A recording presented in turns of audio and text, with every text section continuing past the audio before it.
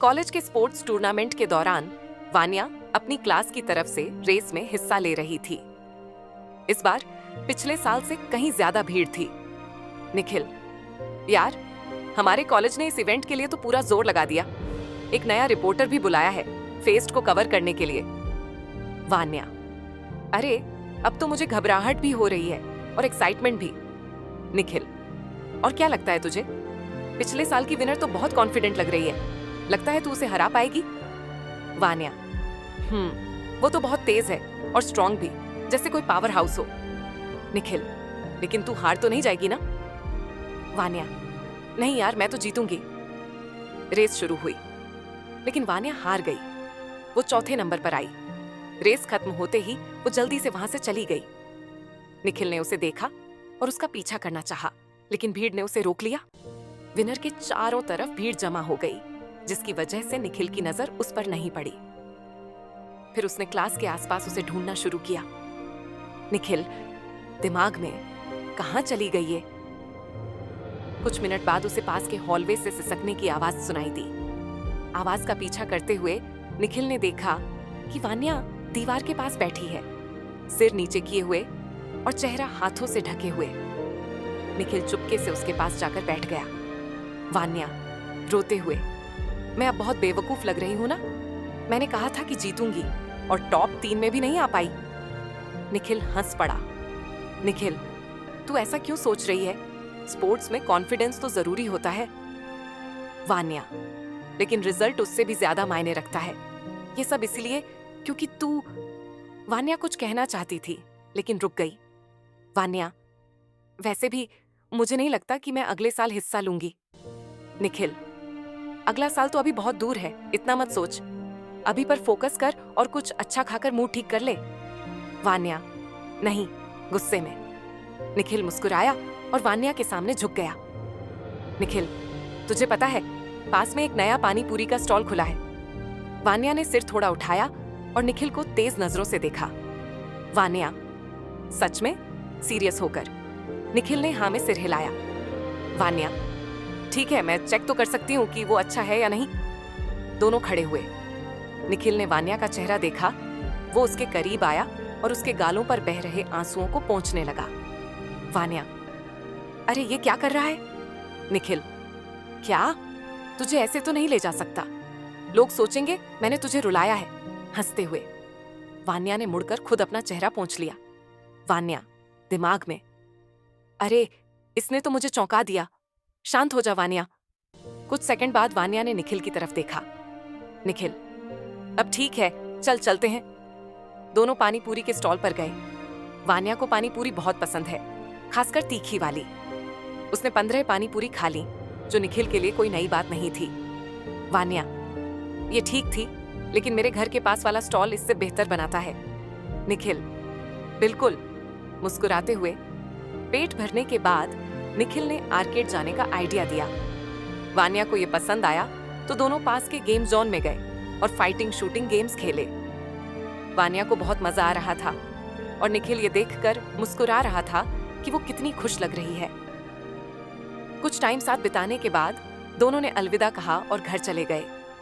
घर पहुंचते ही वान्या इतनी थक गई थी कि कपड़े बदले बिना ही बिस्तर पर ढेर हो गई। वान्या आह भरते हुए, मैं आज हार गई। लेकिन जो बात दुख दे रही है वो ये कि मैं उसके सामने हारी। उसे अपनी सारी डींगे हाँकने वाली बातें याद आईं। वान्या, आह कितना शर्मनाक है। वो अपना चेहरा ढक लेती है। तभी उसे निखिल का चेहरा करीब होने की याद आती है। वान्या, अरख, मैं उसे इतना जोर से चूमना चाहती हूँ। चाहे जितना कोशिश कर लूं, मेरा दिमाग बार बार उधर ही जाता है। उसे वो सारी बार याद आई जब निखिल उसके करीब था, हल्के हल्के टच, और वो पल जब उसने चुपके से उसके होंठों को देखा था। वान्या ने धीरे से अपना हाथ अपनी जांघों के पास ले जाकर अपनी वजाइना पर उंगलियां दबाईं। वान्या, मुझे यकीन है उसके हाथ मेरे हाथों से ज्यादा अच्छे लगेंगे, लेकिन मेरे पास कोई चारा नहीं। कुछ भाप तो निकालनी पड़ेगी। वान्या ने अपने शॉर्ट्स और पैंटी उतार दी। उसने फोन उठाया और निखिल की सारी फोटोज एक एक करके देखने लगी। फोटोज देखते हुए उसने कल्पना की कि वो उसकी मजबूत बाहों में लिपटी हुई है। वान्या, मम्मी हाँ हाँ, वो बड़बड़ाई। अपनी वजाइना को रगड़ते हुए, वान्या, आह निखिल। उसने अपनी भगनासा क्लिट के साथ खेलना शुरू किया, उसे दबाया और फिर एक उंगली अपनी वजाइना में डाल दी। उसके दिमाग में बस यही था कि निखिल उसके साथ सेक्स करे। वान्या ने खुद को उंगलियों से खेलना शुरू कर दिया। उसने स्पीड बढ़ा दी, उंगली को अपनी वजाइना में गहरे तक ले जाते हुए। आखिरकार वो झड़ गई। कुछ सेकंड बाद, वान्या, ये अच्छा नहीं है, आह भरते हुए। मैं उसके बारे में सोचना बंद नहीं कर पा रही। लगता है मुझे हिम्मत करके अपने प्यार का इजहार करना पड़ेगा।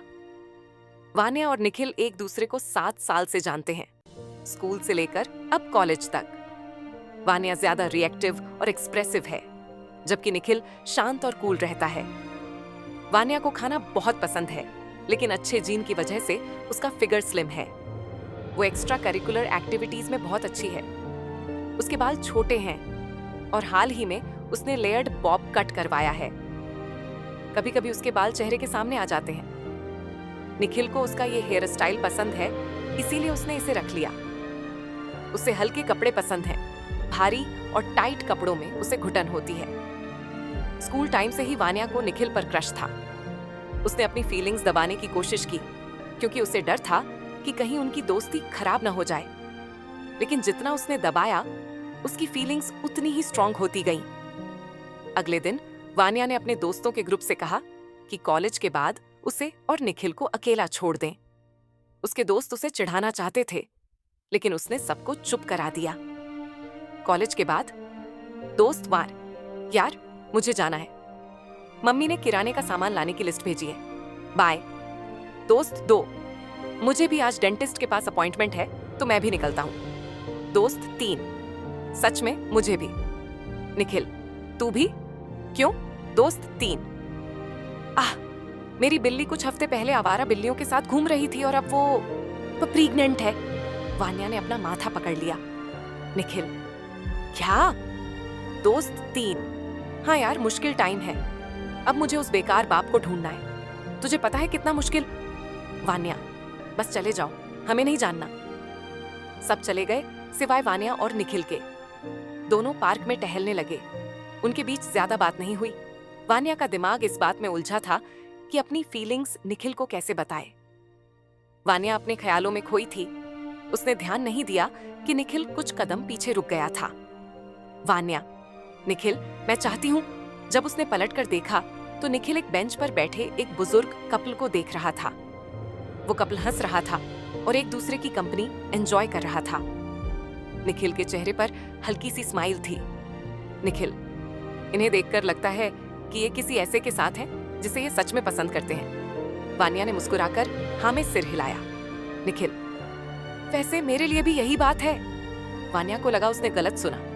वान्या, हाँ? निखिल ने प्यारी नजरों से उसकी तरफ देखा।